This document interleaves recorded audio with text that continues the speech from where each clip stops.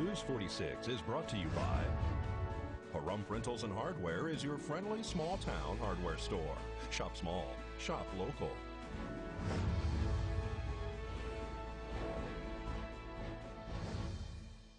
Well, let's join Rhonda Van Winkle with this week's news across the Silver State. As we get closer to the race for the U.S. Senate here in the state, the focus to raise the minimum wage is becoming an issue. Democratic candidate Jackie Rosen and more than 170 sponsors of the legislation in Congress are hoping to raise the federal minimum wage from $7.25 per hour to $15 per hour. Republican incumbent Dean Heller has said that he wants to do away with the federal minimum wage and let states decide whether to have one. Nevada's minimum wage is $7.25 per hour for employees with health insurance through their jobs and $8.25 per hour for those who do not have benefits through their job.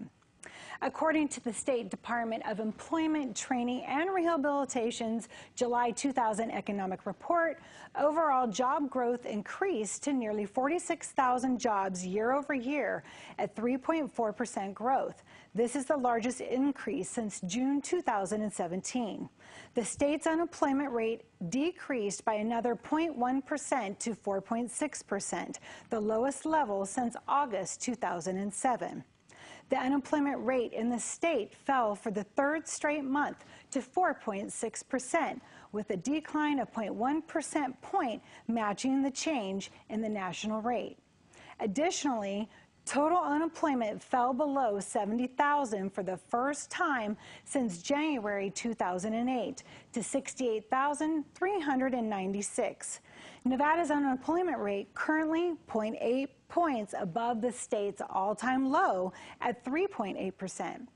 Unemployment is now down 9.1 points from its all-time high hit during the recession at 13.7%.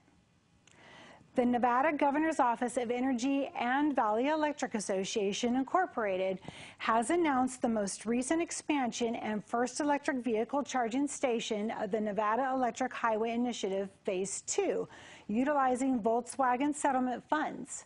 Located at the state rest area along U.S. Highway 95 in Amargosa Valley, this charging station will be designed and built by VEA, a member-owned electric co-op that provides power to southern Nevada communities. The station will consist of one direct current fast charger and two level 2 chargers. DC fast chargers can charge a vehicle in less than an hour.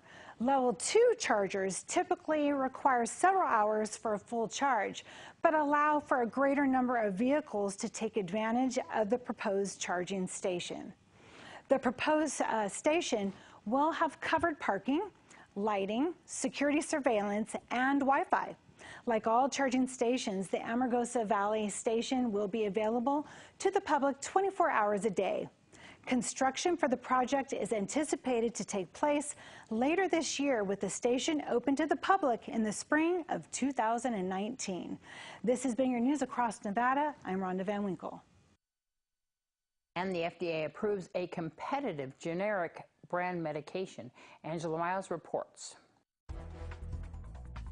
Topping our news, Nordstrom is the latest retailer surprising Wall Street. The upscale store chain beat analyst views on second quarter expectations and raised its guidance for the year. The stock rallied in the after-hours session. The company reports revenue rose 7.1% to $4 billion on strong sales and the lower tax rate.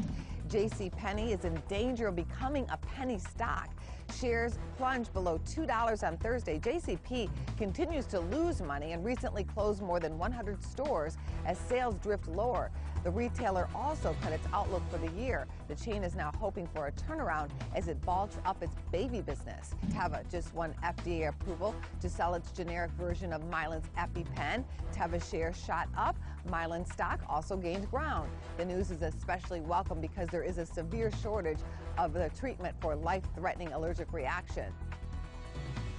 Thanks, Angela. More news right after this break.